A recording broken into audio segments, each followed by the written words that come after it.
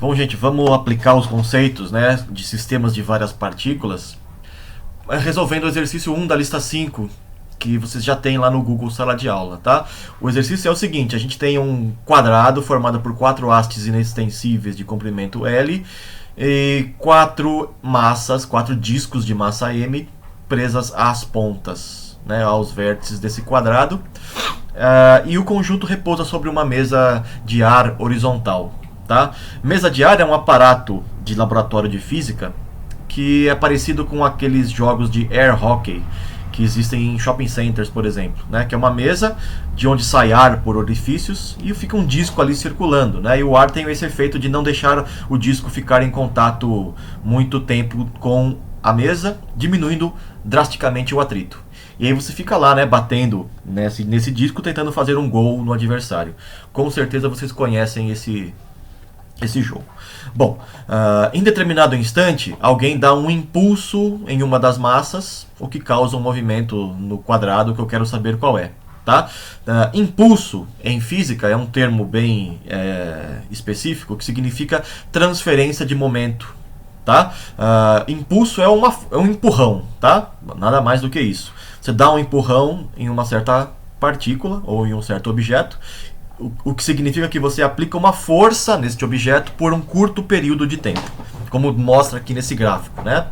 Aplicando uma força em um certo intervalo de tempo, né? E a área debaixo dessa curva é o impulso, ou é o momento transferido. Por quê, né? Porque, pela segunda lei de Newton, a força é a derivada do momento, portanto, o momento é integral da força no tempo, né? Ou seja, a área debaixo da curva. Tá, isso que é impulso. É a transferência de momento. Ou seja, a área debaixo da força que foi exercida durante um curto período de tempo. Impulso instantâneo significa você fazer esse delta aqui tender a zero, né? Muito rápido. Realmente muito rápido. Tá? Bom, vamos tentar ver então como eu posso determinar o movimento deste corpo, deste objeto, desse quadrado, né? Após a aplicação deste impulso. Bom, o impulso fornece uma certa quantidade de momento, P aqui. Como não tem nenhum atrito e após a aplicação do momento, não tem mais forças agindo sobre esse sistema, né? Então, a força externa é zero, o momento tem que se conservar, né? Após o impulso. Né? Então, a quantidade de momento que este sistema tem após o impulso é a quantidade de momento que ela vai ter para sempre, vamos dizer, né? Porque não tem nenhuma força externa agindo. Tá? Então eu posso fazer a igualdade, né, do momento inicial, que é essa aplicada pelo impulso, e o momento posterior, que é a massa do centro de massa do sistema, no centro de massa, como se fosse no centro de massa, vezes a velocidade do centro de massa, né? A gente viu isso em outros vídeos. É como se toda a massa do sistema estivesse concentrada no centro de massa, se movimentando com a velocidade do centro de massa Vzão aqui. Portanto, isso é 4m Vzão, o que nos fornece esta velocidade para o centro de massa. Certo? Então, o centro de massa do quadrado vai se movimentar paralelo ao impulso aplicado, ou seja, para a direita aqui. Tá? Agora, esse não é o final da história, porque este impulso foi aplicado fora do centro de massa. Então, isso causa um momento angular, né? E vai ter rotação também em torno do centro de massa. Vamos calcular o momento angular que este momento causou, né? A gente sabe que o momento angular é R vetor P. Né? Aqui está o R, né? Ó, é L raiz de 2, que é a metade da diagonal do quadrado, na direção J, certo? L raiz de 2 na direção J, vetor o momento, que é o P, né, na direção I, como está aqui, né? Ó, módulo de P na direção I, que é o momento. Fazendo esse produto vetorial, a gente tem que o momento é menos L raiz de 2P, K, ou seja, está na direção menos Z, né? Ou seja, nesse referencial aqui, com o Z saindo do vídeo, o momento angular está entrando no seu computador, né? Ou seja, seria um movimento rotatório no sentido horário, né?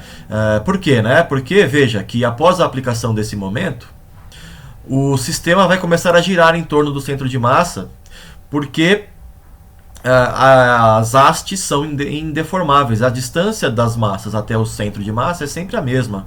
Então o único movimento possível em relação ao centro de massa é o movimento circular, né? Com uma certa frequência ômega no sentido horário.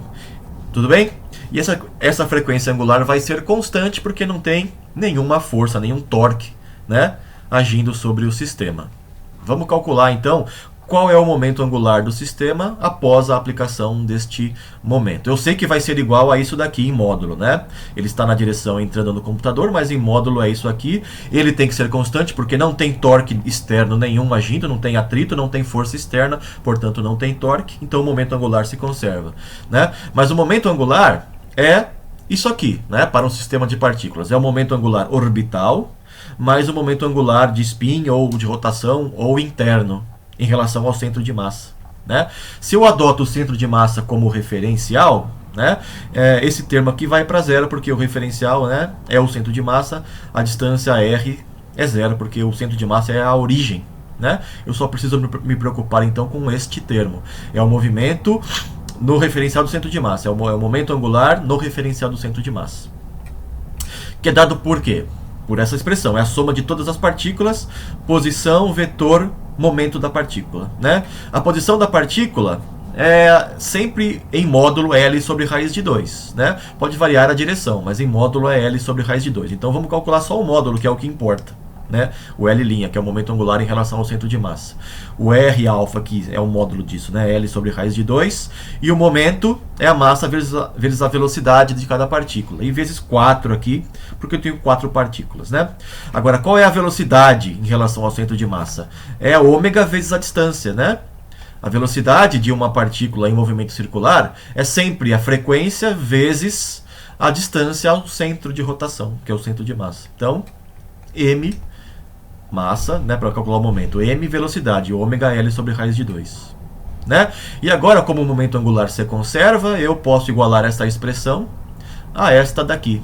Fazendo a conta e simplificando, eu descubro que a frequência angular é dada por esta expressão aqui, né? Portanto, aqui está a descrição do movimento, tá? Aqui está até a animação. O quadrado, como um todo, se movimenta para a direita, ou seja, o centro de massa do quadrado vai para a direita com esta velocidade, ao mesmo tempo em que ele gira com uma frequência angular dada por esta fórmula aqui. Tá? Se você se posiciona no centro de massa, acompanhando o quadrado, você só vê esse movimento circular, né?